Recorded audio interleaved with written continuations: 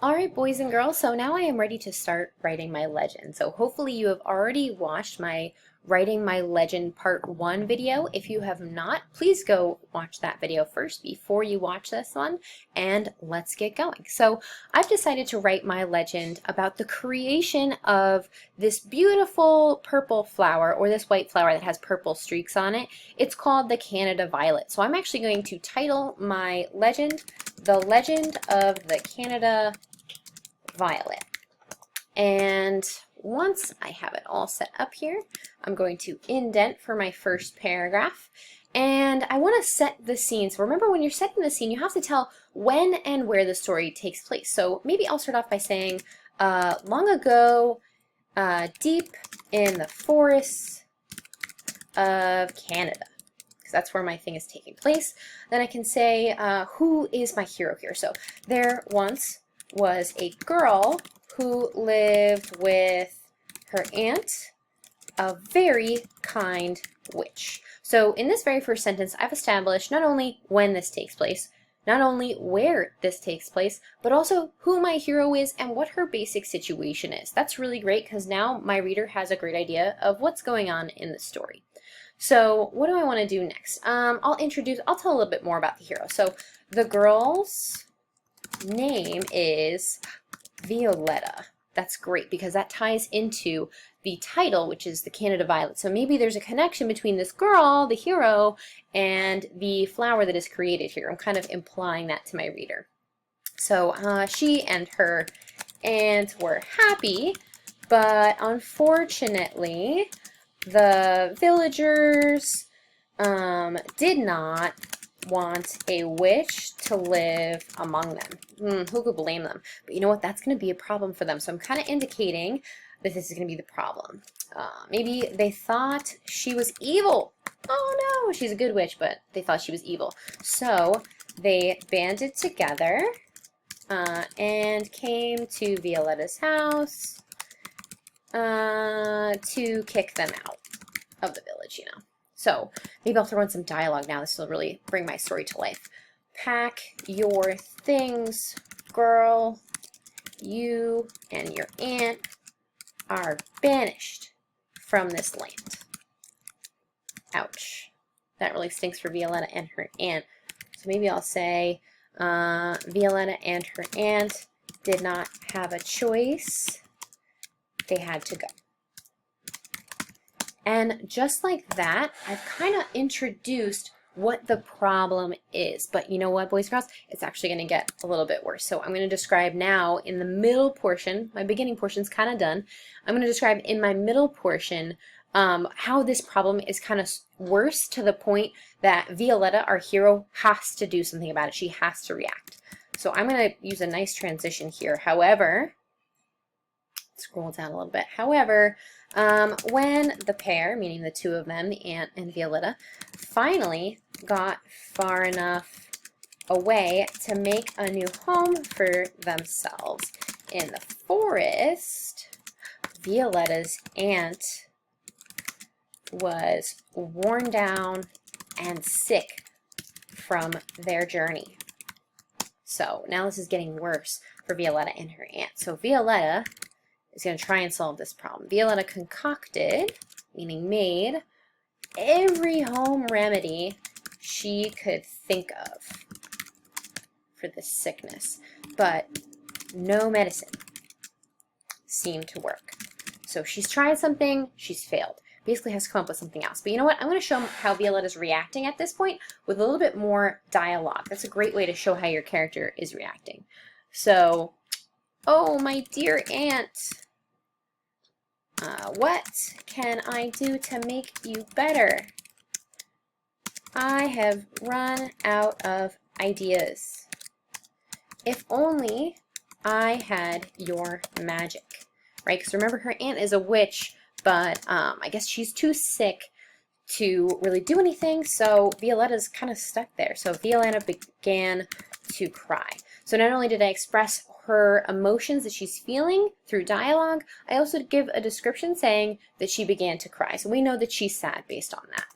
All right. Now let me see if I can start a solution here, or start something that at least develops the story.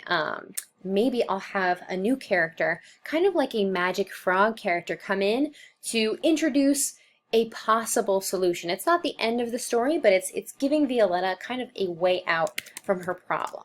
So I'm going to use another transition. Then, suddenly, a deep voice called out, "Girl, do not cry."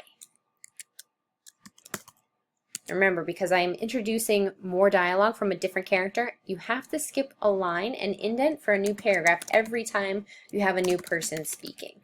So I want Violetta to reply to this deep voice. "Who is there?"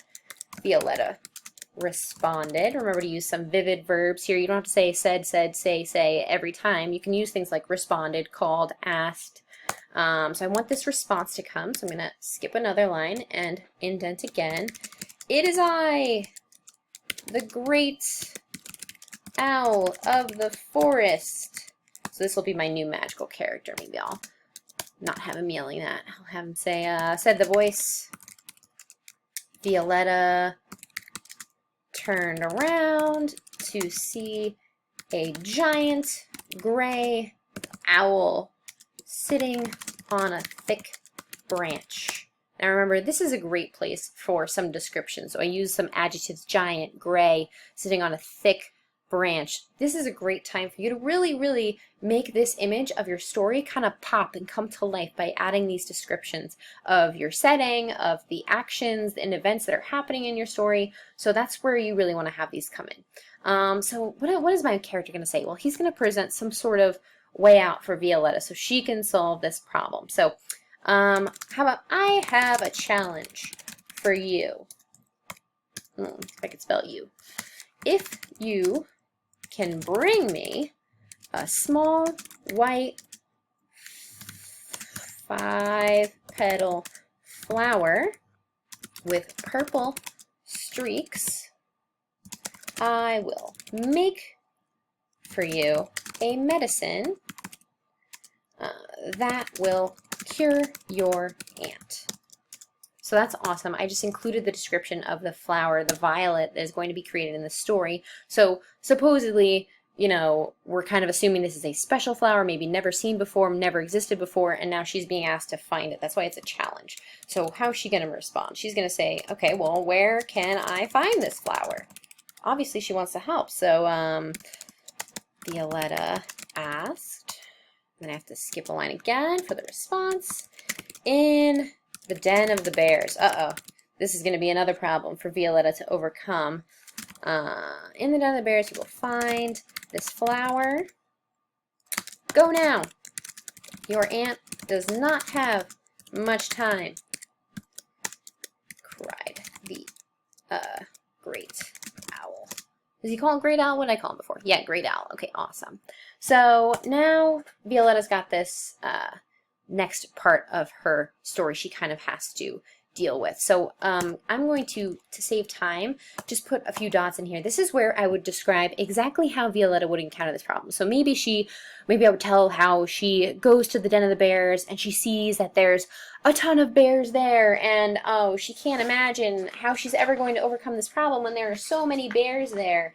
But then maybe she spots the flower and she maybe the flower isn't exactly the way she imagined it. Maybe it was just white and there was no actual purple streaks on it, so she has to come up with something new. So maybe I would have her say like, "Oh no," cried Violetta softly.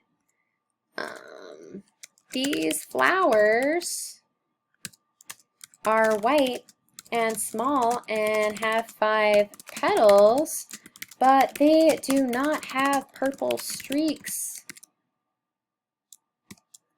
What can I do?" She looked around frantically. Ooh, notice that's a good adverb. So if you are interested in really making the story come to life, make sure you're using all the adverbs that you've learned now to figure out a solution. So finally, another Nice transition there. She spotted some purple berries hanging from a bush. She decided to use the juices from the berries to paint purple streaks onto the flowers. What else? What can I say? Once she was finished, she raced back to her house and gave the flower to the great owl. Maybe she's kind of hoping he won't notice that there's something kind of not right about the flower. Or maybe, you know what, because she's a hero, I'm going to make her really honest. So I'm going to have her tell him right out, I'm sorry, owl. I could not find your flower, but I have made you this instead with the juices of berries. I hope this is enough to save my aunt. Please help me. So she's really tried really hard to make her aunt feel better. So I'm going to say she cried woefully. She's so upset that she wasn't able to solve this. But maybe, let's see, because she was so heroic and so honest, let's see, maybe our owl reacts very well to that. Fear not, little one, said Owl. Your bravery and your honesty are more than enough to save your aunt. Oh, that's great. So now our hero has succeeded here. I will make your aunt's medicine, and as a reminder to all the villagers that cast you out, I will fill the hills each spring with this new flower, and we will call it by your name, Violet. So this is kind of my end of my story. They learn their lesson. The villagers are going to have to live with this reminder for why did they cast them out? That was so cruel. Well, now each springtime they'll be reminded to be, you know, more understanding of others when they see this new flower that has been created by Violetta, and they're going to call it the Violet, named after her. So in the end, the hero succeeded, and as a result of her solution, we got this new flower, the violet, that exists in Canada. So this is basically what my story looks like. I kind of cut out a little in the middle there just to save some time to explain all this to you. But this is kind of how you're going to set it up. You're going to set up the setting in the beginning. You're going to explain the problem. Have your character react to it a little bit. Let's see some emotion. I want to know. What is your character thinking? What is your character feeling? There should be some really compelling emotions in your story. And then tell us how they solve this problem. What's happening? How does it all end up? And how do people learn a lesson from this? In our story here, the violet was created, but also people learn their lesson. You got to be clever. You got to be generous. You got to think of others before yourself. So those are some things that maybe the characters in the story learned. And yes, this is a real flower, but this is a legend that I made up. So I'm looking for you guys to really get creative and see what kinds of legends you guys can make up. If you're stuck, if you need some help, please reach out to me. If you have any questions, let me know. And I look forward to reading your really, really awesome creative stories, boys and girls. Have some fun with this, all right? I'll talk to you soon.